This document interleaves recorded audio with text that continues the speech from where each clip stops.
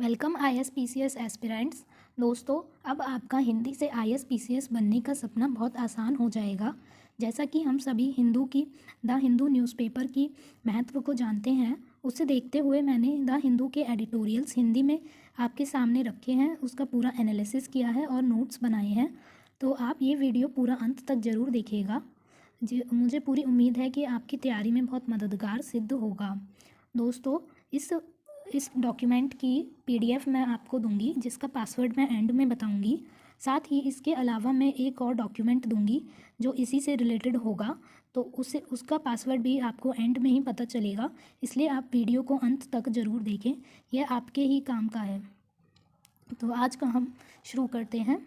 Editorial analysis आज का है फिक्सिंग इंडियाज़ माल न्यूट्रिशन प्रॉब्लम, भारत की कुपोषण समस्या को ठीक करना।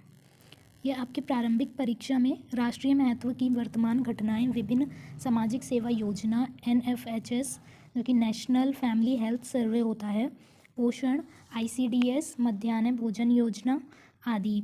और मुख्य सामान्य अध्ययन पेपर 2 में, यहाँ पे पेपर 1 नहीं आएगा, 2 ही आएगा। सामाजिक अधिकारिता, स्वास्थ्य से संबंधित सामाजिक क्षेत्रों, सेवाओं का विकास और प्रबंधन। लेख हाइलाइट्स। दोस्तों, GHI जो ग्लोबल हंगर इंडेक्स है 2022 का, उस रिपोर्ट में भारत को 121 देशों में से 107वां स्थान दिया गया है। तो ये हमारे लिए बहुत खुशी की बात नहीं है कि हम इतना पीछे चल रहे हैं, हमारे देश में इतनी भुखमरी है। दोस्तों, 2021 की रैंकिंग से अगर हम कंपेयर करें तो 2021 में हमारी रैंक जो थी वो थी 101। ये यहाँ पे मैंने लगा दिया है इंडिया की रैंक। ये 2021 की है, ये आप याद रखिएगा 101। और यहाँ पे जो 2022 की है वो 107वीं रैंक है। तो हम मुद्दे पर अंतर्दृष्टि डालते हैं। पहली GHI यानी ग्लोबल हंगर इंडेक्स रिपोर्ट 2006 में प्रकाशित हुई थी। इसका उद्देश्य है वैश्विक, क्षेत्रीय और राष्ट्रीय स्तर पर भूख को व्यापक रूप से मापने और ट्रैक करने के लिए डिज़ाइन किया गया एक उपकरण है। वैश्विक भूखमरी सूचकांक क्या है? सामान्य दृष्टिकोण में भूखमरी या हंगर भोजन की कमी से होने वाली परेशानियों को संदर्भित करता है। दोस्तों, हमारे भोजन में बहुत सारे विटामिन्स, मिनरल्स और पोषक तत्व होते हैं। तो जो अत्यावश्यक विटामिन्स, मिनरल्स और पोषक तत्व होते हैं, जब वो नहीं मिल पाते हैं तो उससे हमें बहुत समस्याएं होती हैं। यह सूचकांक उसी को मापता है। हालांकि GHI महज इसी आधार पर भुखमरी का मापन नहीं करता, बल्कि यह भुखमरी की बहुआयामी प्रकृति पर विचार करता है। तो GHI जो है 4 आधारों पर विचार करता है। सबसे पहला है अल्प पोषण, जनसंख्या का वह हिस्सा जिसका कैलोरी सेवन अपर्याप्त है, यानी कि जिसके पास कैलोरीज़ का पूरा प्रॉपर पहुंच नहीं पाई है, वो होते हैं अंडर नरिशमेंट या अल्प पोषण। और GHI का जो स्कोर होता है उसके 1/3 पार्ट का ये निर्माण करता है, यानी कि GHI स्कोर में 1/3 पार्ट अल्प पोषण का रहता है। उसके बाद दूसरा है आयाम चाइल्ड स्टंटिंग का। तो 5 वर्ष से कम आयु के जो बच्चे होते हैं उनकी आयु के अनुसार कद छोटा होता है, जो गंभीर अल्प पोषण को दर्शाता है। और GHI में इसका स्कोर 1/6 भाग है, यानी GHI के स्कोर में इसका जो स्थान है वो 1/6 भाग है। तीसरा है चाइल्ड वेस्टिंग। तो 5 वर्ष से कम आयु के बच्चों का वह हिस्सा जिनका वजन उनके कद के अनुरूप कम है, जो तीव्र अल्प पोषण को दर्शाता है। तो चाइल्ड स्टंटिंग में कद आ गया था, हाइट आ गई थी, और चाइल्ड वेस्टिंग में जो है वजन आ गया, जिनका वजन अपनी कद के अनुरूप कम है। यह भी GHI स्कोर के 1/6 भाग को निर्माण करता है। बाल मृत्यु दर, 5 वर्ष से की आयु से पहले जो बच्चों की मृत्यु हो जाती है, जो उन्हें पोषण नहीं मिल पाता या स्वास्थ्य की समस्याएं हो जाती हैं जिस कारण बच्चों की मृत्यु हो जाती है, उसको यह दर्शाता है बाल मृत्यु दर। यह इसका स्थान है 1/3 भाग। GHI स्कोर के 1/3 भाग का निर्माण करता है। कुल स्कोर को 100 पॉइंट स्केल पर रखा गया है और कम स्कोर बेहतर प्रदर्शन को परिलक्षित करता है। तो इसमें 100 पॉइंट होते हैं, 100 मार्क्स होते हैं, मतलब हम कह सकते हैं। उसमें से जिसमें जो सबसे कम स्कोर रहेगा वो सबसे बेहतर होगा। यानी कि हम एग्जांपल देखते हैं, जैसे अगर 20 में से 34.9 के बीच के स्कोर को गंभीर सीरियस श्रेणी में आंका जाता है और GHI 2022 में 29.1 के कुल स्कोर के साथ भारत को इसी श्रेणी में रखा गया है। तो जिसके 20 से लेकर के 34.9 यानी 35 हम कह सकते हैं, उसके बीच में स्कोर आएगा तो वो बहुत गंभीर श्रेणी में है और भारत जो है वो इसी गंभीर श्रेणी में है जिसका स्कोर है 29.1। भारत में जो इतनी भुखमरी और कुपोषण है उसके कुछ उत्तरदायी कारक हैं वो हम देखते हैं। गरीबी समर्थित भुखमरी, तो आपको पता ही है हमारे भारत में कितनी ज़्यादा गरीबी है। तो इस गरीबी के कारण जो परिवार हैं वो भोजन बहुत मुश्किल से जुटा पाते हैं और ऐसे में सब अपने बच्चों के लिए पौष्टिक आहार जुटा पाना उनके लिए बहुत ही दुर्लभ होता है। इसलिए ये एक कारण है गरीबी जिससे भुखमरी फैल रही है। दूसरा है दोषपूर्ण सार्वजनिक वितरण। तो आपको पता होगा पब्लिक डिस्ट्रीब्यूशन सिस्टम होता है जहाँ पे कम दाम में अनाज दिया जाता है, वहाँ पे भी ठीक से कई बार अनाज नहीं दिया जाता है। वो चावलों में जैसे कुछ कंकड़ वगैरह मिला दिया या दाल में कंकड़ मिला दिया, इस तरीके से अनाज को ख़राब किया जाता है ज़्यादा मुनाफा कमाने के लिए। उन्हें कई बार ख़राब रखे भी ख़राब हो जाता है, सड़ जाता है या चूहे लग जाते हैं, तो उससे भी बहुत हानि होती है। जबकि राशन की दुकानों में ख़राब गुणवत्ता वाले अनाज की बिक्री की जाती है और इनमें अनियमितता की स्थिति भी रहती है। अनभिज्ञात भुखमरी यानी कि किसी परिवार की गरीबी रेखा से नीचे की स्थिति को निर्धारित करने के लिए उपयोग किए जाने वाले मानदंड मनमानी प्रकृति के हैं और ये मानदंड अलग अलग होते हैं, अलग अलग राज्यों में अलग अलग होते हैं। तो हम किसे बिलो पॉवर्टी लाइन या गरीबी रेखा से नीचे किन परिवारों को माने, यह अभी बहुत अस्पष्ट है और अलग अलग राज्यों के अपने अलग अलग मानदंड हैं। इसलिए कई बार जो है BPL परिवार होते हुए भी वो BPL परिवार में नहीं गिने जाते, अलग अलग मानदंड होने के कारण, और वो उतना पोषण अच्छे से नहीं दे पाते। तो गरीबी रेखा से ऊपर यानी अबव पॉवर्टी लाइन और नीचे यानी BPL बिलो पॉवर्टी लाइन के गलत वर्गीकरण के कारण खाद्य उपभोग में व्यापक गिरावट आई है। इसके अलावा अनाज की खराब गुणवत्ता ने समस्या को और बढ़ा दिया है। चौथा है प्रच्छन्न भुखमरी। भारत सूक्ष्म पोषक तत्व की गंभीर कमी, जिसे प्रच्छन्न भुखमरी के रूप से भी जाना जाता है, का सामना कर रहा है। तो प्रच्छन्न भुखमरी यानी जो सूक्ष्म पोषक तत्व हो गए जैसे पोटेशियम, मैग्नीशियम, आयरन, ये जो छोटे छोटे हमारे कम चाहिए होते हैं ये वाले न्यूट्रिएंट्स, पर ये बहुत महत्वपूर्ण होते हैं हमारे शरीर के लिए। तो जब ये नहीं मिल पाते हैं तो उससे भी गंभीर समस्याएं होती हैं। तो गुणवत्ताहीन आहार, रोग और महिलाओं में गर्भावस्था एवं स्तनपान के दौरान सूक्ष्म पोषक तत्वों की आवश्यकताओं की पूर्ति में विफलता जैसे कई कारण इस समस्या के लिए उत्तरदायी हैं। माताओं के बीच पोषण, स्तनपान और पालन पोषण के संबंध में पर्याप्त ज्ञान का अभाव भी इसका एक कारण है। लिंग असमानता। दोस्तों, आपको पता है हमारा समाज पितृसत्तात्मक मानसिकता का है, तो बालिकाओं के साथ, खासकर गाँवों में बालिकाओं के साथ बहुत समानता नहीं बरती जाती है। इस कारण से जो बालकों को, लड़कों को ज़्यादा पोषण युक्त भोजन दिया जाता है और बालिकाएं वंचित रह जाती हैं। तो लिंग असमानता के जो सिद्धांत है वो भी कुपोषण का एक कारण है। बालिकाओं को विद्यालय में भी कम भेजा जाता है जिसके कारण उन्हें मिड डे मील नहीं मिल पाती है। छठा है टीकाकरण की कमी। जागरूकता की कमी के कारण निवारक देखभाल, विशेष रूप से टीकाकरण के मामले में भी बच्चों की अनदेखी की जाती है।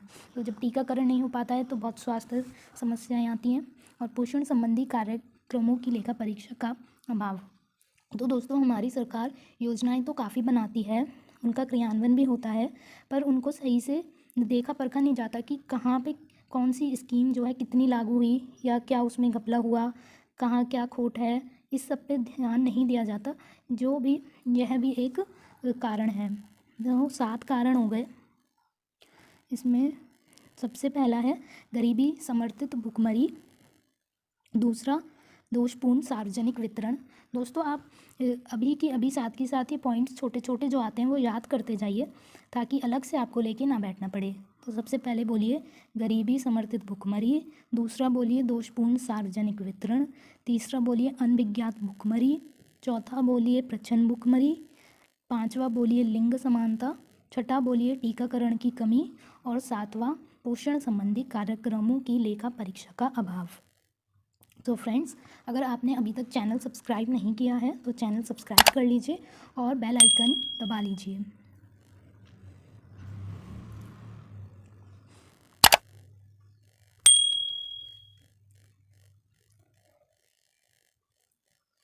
सॉरी फ्रेंड्स, ये थोड़ा ऊपर नीचे हो गया है।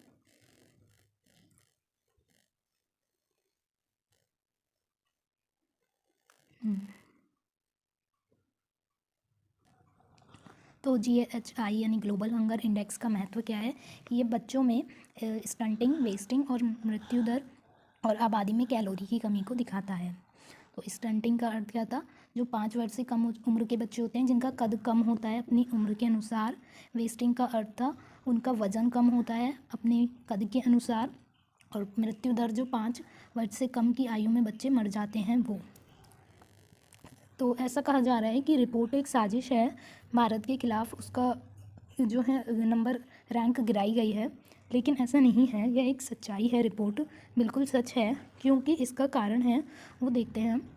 राष्ट्रीय परिवार स्वास्थ्य सर्वेक्षण यानी NFHS जो 2019 से 21 की रिपोर्ट है, उसमें 5 साल से कम उम्र के बच्चों में जो पाया गया है वो इस प्रकार है। तो 35.5 यानी 35.5, दशमलव का अर्थ पॉइंट होता है, तो 35.5 चाइल्ड स्टंटिंग है। तो 19.3 19.3% बच्चे चाइल्ड वेस्टिंग है। 32.1 यानी 32.1% चाइल्ड कम वज़न के थे। तो फ्रेंड्स, आगे हम देखते हैं सरकारी योजनाओं से रिलेटेड जो मुद्दे हैं। तो पहला है सक्षम आंगनवाड़ी। यह किशोर लड़कियों, गर्भवती महिलाओं, स्तनपान कराने वाली माताओं, 3 साल से कम उम्र के बच्चों के साथ काम करना चाहता है। वित्त वर्ष 2022-23 के लिए इस योजना का बजट 1% से कम है और वित्त वर्ष 2020-21 में वास्तविक खर्च से अधिक, 2 वर्षों में 1% से कम की वृद्धि। दूसरा है PM पोषण पहले मध्याह्न भोजन योजना। तो वित्त वर्ष 2022-23 का बजट वित्त वर्ष 2020-21 के खर्च से कम था।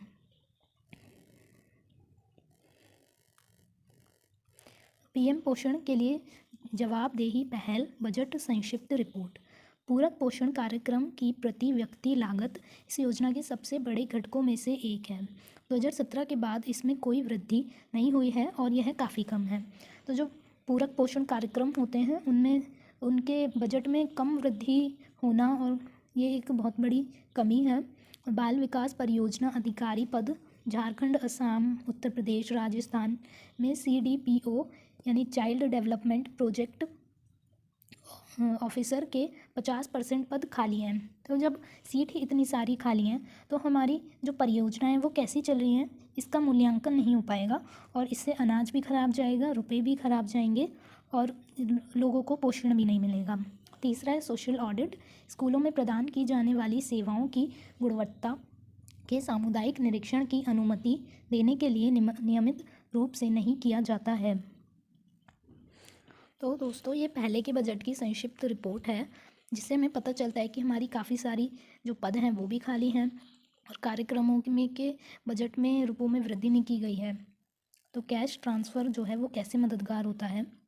नगद हस्तांतरण कई सामाजिक क्षेत्र के हस्तक्षेपों के लिए एक पसंदीदा समाधान प्रतीत होता है, जिसमें स्वास्थ्य और पोषण क्षेत्र शामिल हैं। उदाहरण के लिए जैम ट्रिनिटी यानी जन धन बैंक खाते, आधार मोबाइल का उपयोग। जो हमारे जो खाते हैं जनधन योजना के अंडर जो खाते बनाए गए हैं, अकाउंट्स बनाए गए हैं बैंक में, उन जिनमें आधार कार्ड और मोबाइल को अटैच किया गया है, वो इसीलिए बनाए गए हैं कि डायरेक्ट हमारा कैश बेनिफिट ट्रांसफ़र हो, सही लोगों के पास जाए और बीच में किसी के पास ना जाए। जो सही लाभार्थियों को लक्षित करना यानी गर्भवती महिलाएं और 5 साल से कम उम्र के बच्चों वाले परिवार संभव है। घरेलू स्तर पर विकल्पों का विस्तार, वे इस बारे में निर्णय लेते हैं कि उन्हें अपनी थाली में क्या रखना है। नगद हस्तांतरण, इसका उपयोग अधिक संस्थागत समर्थन प्राप्त करने के मामले में व्यवहार परिवर्तन को प्रोत्साहित करने के लिए भी किया जाता है।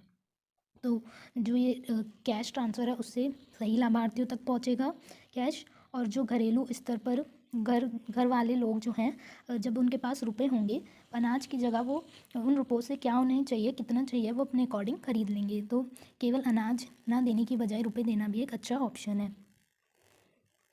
तो कुछ नकद हस्तांतरण के मुद्दे हैं। सबूत बताते हैं कि नकद हस्तांतरण से घरेलू खाद्य सुरक्षा में सुधार होता है, लेकिन जरूरी नहीं कि यह बेहतर बाल पोषण परिणामों में परिवर्तित हो। नकद हस्तांतरण का प्रभाव सीमित होता है जहां खाद्य कीमतों में उतार चढ़ाव होता है और मुद्रास्फीति नकदी के मूल्य को कम कर देती है। बेटे की वरीयता, यह बेटे और बेटियों की पोषण संबंधी ज़रूरतों को पूरा करते समय घरेलू स्तर के फैसलों को प्रभावित कर सकता है। ओडिशा में ममता योजना का अध्ययन यह गर्भवती और स्तनपान कराने वाली महिलाओं को लक्षित करता है। इससे पता चला कि नकद हस्तांतरण की प्राप्ति में लगातार सामाजिक आर्थिक विसंगतियाँ थीं। पीएम पोषण योजना, प्रधानमंत्री पोषण शक्ति निर्माण योजना 2022 के अंतर्गत आवेदन करने से पहले आपको नीचे योजना के लाभ दिए जा रहे हैं। तो जो लोग इसके अंदर आवेदन करेंगे उसमें क्या क्या लाभ दिए जाएंगे ये बताया गया है। 28 सितंबर 2022 को इस योजना को शुरू किया गया था नरेंद्र मोदी जी के द्वारा। केंद्र सरकार द्वारा इस योजना को देश के सभी प्राइमरी स्कूलों में लागू कर दिया गया है तथा वहाँ पढ़ रहे बच्चों को इसका लाभ मिलेगा। सभी सरकारी स्कूलों में बच्चों को पौष्टिक और पूरक आहार दिया जाएगा जिससे उन्हें जानलेवा बीमारियों से बचाया जा सकेगा। मिड डे मील के तहत सभी बच्चों को पोषण से युक्त भोजन दिया जाएगा जिससे उनका विकास होगा। सरकारी आंकड़ों के अनुसार इस योजना के जरिए लगभग 11.2 लाख सरकारी और सहायता प्राप्त वाले विद्यालयों को कवर किया जाएगा। इन स्कूलों में पढ़ रहे लगभग 11.8 करोड़ बच्चों को मिड डे मील के जरिए पौष्टिक भोजन दिया जाएगा और यह लगातार 5 सालों के लिए दिया जाएगा। केंद्र सरकार द्वारा इस योजना के कार्यान्वयन के लिए लगभग 1.31 लाख करोड़ रुपए का बजट पास किया गया है। सभी स्कूलों में मिड डे मील योजना को सुचारू रूप से चलाने के लिए केंद्र सरकार द्वारा 45,000 करोड़ रुपए का बजट अलग से पास किया गया है। तो यह जो योजना है पीएम पोषण योजना जो 28 सितंबर 2022 को शुरू की गई थी, उसके जो लाभ मिलेंगे हमें वो इन पॉइंट्स में दिए गए हैं, आप पढ़ लीजिएगा। संभावित उपाय, अब इस समस्या से लड़ने के लिए क्या उपाय हो सकते हैं कुपोषण की भुखमरी की समस्या से लड़ने के लिए। तो जो हिंदू के ऑथर द हिंदू एडिटोरियल जो पढ़ा है उसमें जो ऑथर हैं वो उन्होंने क्या उपाय दिए वो देखते हैं। धन का उपयोग, न केवल प्रमुख पोषण योजनाओं को कम धन दिया जा रहा है बल्कि यह भी मामला है कि उपलब्ध धन को प्रभावी ढंग से खर्च नहीं किया जा रहा है। तो इन योजनाओं को ठीक करना भारत की बहुआयामी पोषण चुनौती को संबोधित करने का स्पष्ट उत्तर है। तो जो धन हमारा लग भी रहा है इन योजनाओं में उसका सही उपयोग किया जाए। ये नहीं है कि हमने धन तो लगा दिया है पर वो कहाँ जा रहा है, कितना उसका खर्च कैसे हो रहा है, उसका हमें कोई आइडिया ही नहीं है। दूसरा है आर्थिक स्थितियाँ। देश के बड़े हिस्से में खराब आर्थिक स्थिति, भारत में कृषि की खराब स्थिति, असुरक्षित स्वच्छता प्रथाओं के कारण लगातार स्तर आदि के कारण कुपोषण बना हुआ है। तो ये इस टाइप की जो स्थितियाँ आर्थिक स्थितियाँ हो गई या कृषि की खराब स्थिति हो गई, इनको सुधारना जरूरी है। तीसरा है आधुनिक कृषि पद्धति के साथ साथ आर्थिक स्थिति में सुधार की आवश्यकता है। तो हमारा जो एग्रीकल्चर सेक्टर है उसमें कैसे हम ज़्यादा पौष्टिक और ज़्यादा मात्रा में उगा सकते हैं फसल अनाज, उसके लिए भी सुधार की आवश्यकता है। चौथा है पीडीएस के माध्यम से यानी पब्लिक डिस्ट्रीब्यूशन सिस्टम जो सार्वजनिक वितरण प्रणाली कहते हैं, उसके माध्यम से खाद्य राशन और गर्भवती और स्तनपान कराने वाली माताओं और शिशुओं और छोटे बच्चों के लक्षित समूह के लिए विशेष पूरक आवश्यक है। तो जो पब्लिक डिस्ट्रीब्यूशन सिस्टम से हमें जो अनाज बांटा जाता है उससे हम ये भी कर सकते हैं कि गर्भवती महिलाएं या छोटे बच्चे उनके लिए अलग से उन्हें अनाज दिया जाए, उन्हें लक्षित करके, उनकी पहचान करके योजनाओं को सही तरीके से प्राप्त करना। इसमें स्थानीय सरकार और स्थानीय सामुदायिक समूहों की अधिक भागीदारी की आवश्यकता है। तो जो स्थानीय सरकार है जैसे गांव में हो गई, गांव में प्राचीन ग्रामीण जो होते हैं सरपंच, ये सब जो बिल्कुल स्थानीय क्षेत्रीय छोटे छोटे सरकार के रूप हैं, उन्हें इसमें ज़्यादा सहयोग देने की आवश्यकता भी है क्योंकि लोगों को उतना जागरूकता नहीं होती है। तो ये भी है एक पॉइंट। यदि कुपोषण की पीढ़ी दर पीढ़ी प्रकृति से निपटना है तो किशोरियों को लक्षित करते हुए एक व्यापक कार्यक्रम की आवश्यकता है। तो ये भी बहुत इंपॉर्टेंट है कि जो बालिकाएं हैं उनको पोषण मिले, क्योंकि उनको पोषण मिलेगा तो उनके आने वाली पीढ़ी को भी पोषण मिलेगा। तो ऐसा नहीं है कि केवल लड़कों को ही पोषण मिले, लड़कियों को और भी ज़्यादा पोषण देने की आवश्यकता है। बाल पोषण। समय की मांग है कि बाल कुपोषण को दूर करने को सरकारी तंत्र की सर्वोच्च प्राथमिकता बनाया जाए। तो ये हमारे 6 थे संभावित उपाय। पहला है धन का उपयोग, जिसमें है कि धन हमारा कहाँ कैसे खर्च हो रहा है उसका ध्यान दिया जाए। दूसरा, आर्थिक स्थितियाँ सुधारी जाएँ। तीसरा, कृषि पद्धति सुधारी जाए। चौथा, पीडीएस के माध्यम से लक्षित समूह किए जाएँ। पांचवा है योजनाओं को सही तरीके से क्रियान्वित किया जाए। और छठा है बाल पोषण। और एक इसमें किशोरियों का पॉइंट्स भी हम डाल सकते हैं कि किशोरियों को भी अलग से उनको पोषण युक्त भोजन देने की आवश्यकता है। तो अभ्यास के लिए एक प्रश्न है यहाँ पे, प्रत्यक्ष लाभ अंतरण योजना के माध्यम से सरकारी वितरण प्रणाली में सुधार एक प्रगतिशील कदम है, लेकिन इसकी सीमाएं भी हैं। टिप्पणी कीजिए। तो ये यूपीएससी 2022 का क्वेश्चन है, 10 मार्क्स का। तो प्रत्यक्ष लाभ अंतरण योजना जो है उसके माध्यम से हम जो हमारा डिस्ट्रीब्यूशन सिस्टम होता है यानी वितरण प्रणाली है उसमें हम सुधार कर रहे हैं, लेकिन इसकी जो कुछ सीमाएं रह गई हैं यहाँ पे उन सीमाओं को बताना है। तो यहाँ पे एडिटोरियल समाप्त होता है, उससे पहले हम जान लेते हैं पासवर्ड। इस पीडीएफ का पासवर्ड है MAL123 MAL123। और दोस्तों जो मैं एक एक्स्ट्रा पीडीएफ दूंगी, एक्स्ट्रा डॉक्यूमेंट दूंगी, उसका पासवर्ड रहेगा CAL123। दोस्तों यदि आपको वीडियो पसंद आया हो तो लाइक कीजिएगा, चैनल को सब्सक्राइब कीजिएगा।